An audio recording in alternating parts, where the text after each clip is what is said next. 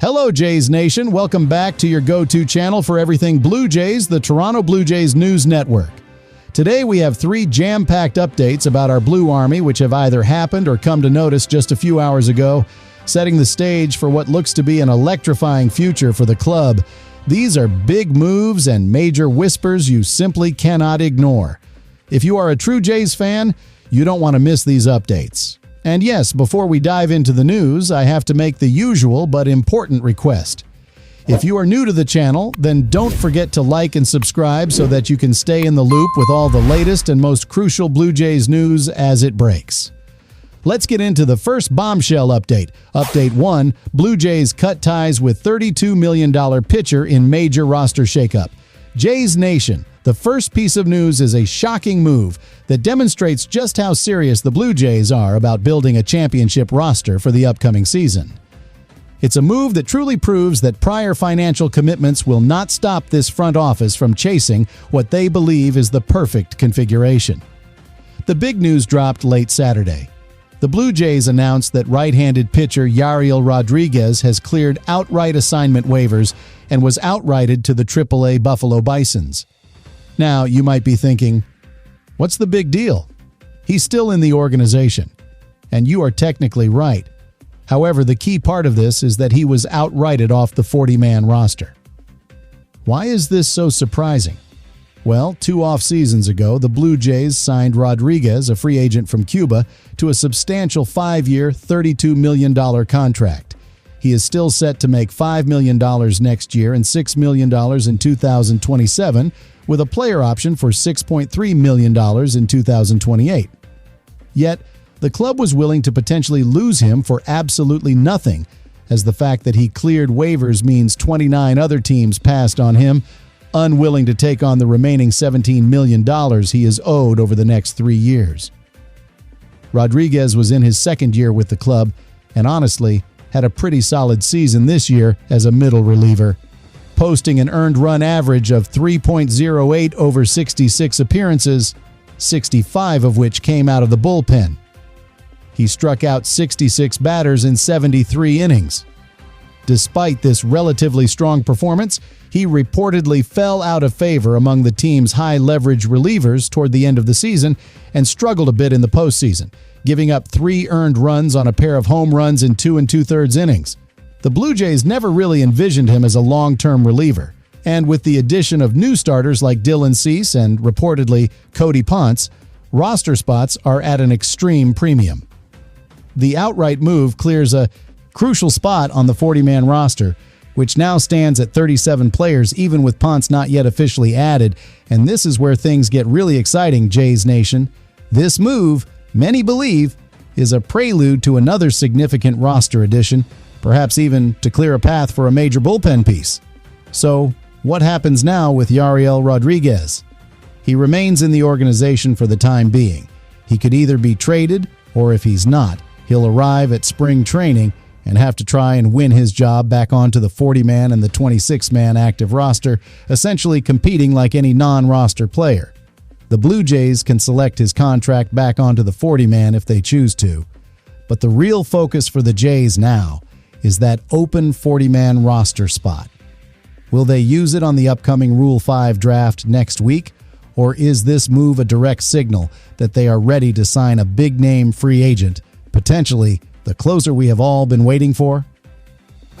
Update 2. Toronto eyes Japanese slugger. Could this 6-time All-Star be the Blue Jays' big bat solution? Jays Nation, if your heart is set on adding a big-time bat, this next piece of news is going to fire you up. The Toronto Blue Jays are not stopping their offseason efforts after the Yariel Rodriguez waiver move, and they have an intriguing new international target in their sights, Japanese third baseman Kazuma Okamoto. According to reports, the Blue Jays are among the teams showing significant interest in the 6-time All-Star from Nippon Professional Baseball, NPB. Okamoto has been an absolute machine for the Yomiuri Giants, establishing himself as one of NPB's premier power hitters. Just listen to these numbers. He has belted at least 30 home runs every year from 2018 through 2023.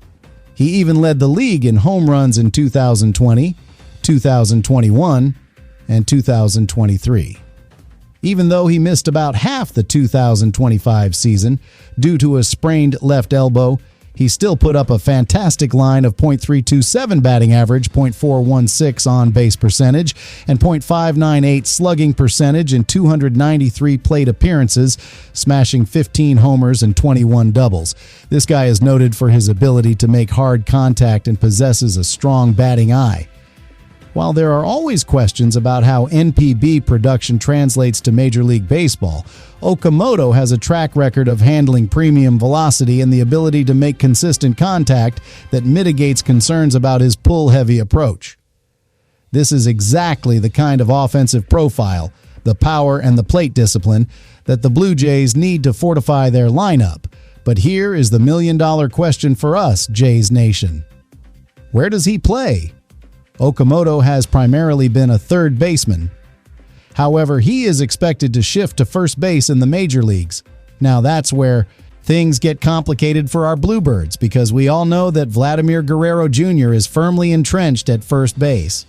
The good news? A defensive fit might not be as big of a concern in Toronto.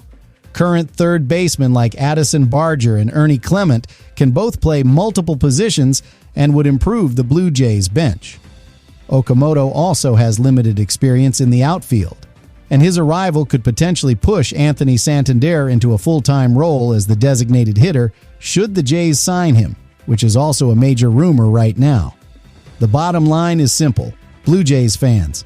If his NPB production translates, the club will absolutely find a place for this slugger. Adding a power-hitting right-handed bat with this kind of pedigree is the kind of move that catapults a team from contender to true World Series favorite, and it's a clear indication the front office is still hunting for a major difference maker. The interest in Okamoto just adds to the exciting atmosphere surrounding the team as the winter meetings kick off, where the Blue Jays will be looking for a big bat and talking to players like Kyle Tucker and our own superstar Bo Bichette. That's the incredible scoop on Kazuma Okamoto. This definitely raises some interesting lineup questions that the Blue Jays management will have to solve.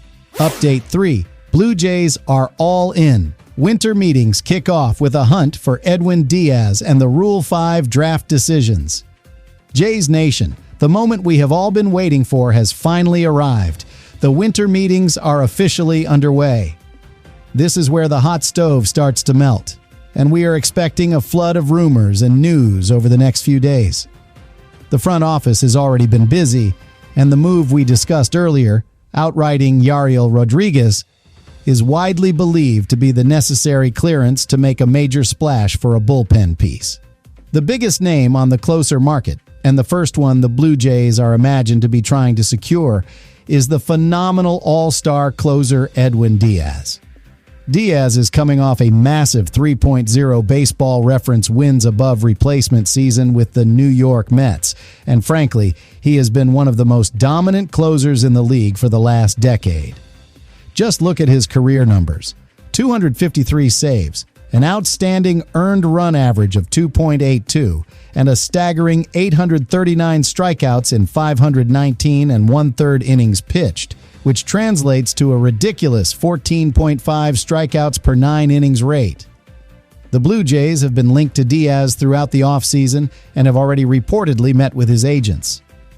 While he has interest in rejoining the Mets, the odds of that happening are reportedly 50-50, and the Los Angeles Dodgers are also a major suitor. The crucial thing is that the Jays have a need, a clear roster spot ready to go, and the financial commitment to make this happen, which would instantly give our bullpen one of the best back-end arms in all of Major League Baseball. The Jays are actually hoping to add 2 back-end relievers to finalize this elite staff. Beyond the hunt for a closer, the winter meetings will also feature the Rule 5 draft on December the 10th. This is where unprotected minor league talent can be scooped up by other teams. One name generating concern among Blue Jays fans is outfielder Yohendrick Pinango. Although he did not have great hitting numbers in AAA, his exit velocity was excellent. While the Blue Jays are unlikely to select a player who needs to be on the active roster all season, they might consider a player like Angel Bastardo, who they picked up last year and missed all of this year due to Tommy John surgery. This type of pick allows them to delay the roster decision until next year. The overall takeaway from the winter meetings buzz, especially combined with the push for a big bat like Kazuma Okamoto or Kyle Tucker, is that the Blue Jays are committed to putting together the perfect roster. This is the time for action, and we expect big news very soon. And that wraps up your 3 massive just surfaced updates from the Toronto Blue Jays News Network. If you enjoyed this jam-packed report and you want to stay ahead of all the curveballs this offseason, hit that like button right now, subscribe to the channel, and turn on those notifications. Thank you for tuning in to the Toronto Blue Jays News Network. We'll be back with another update as soon as the next major news drops. Go Jays, go!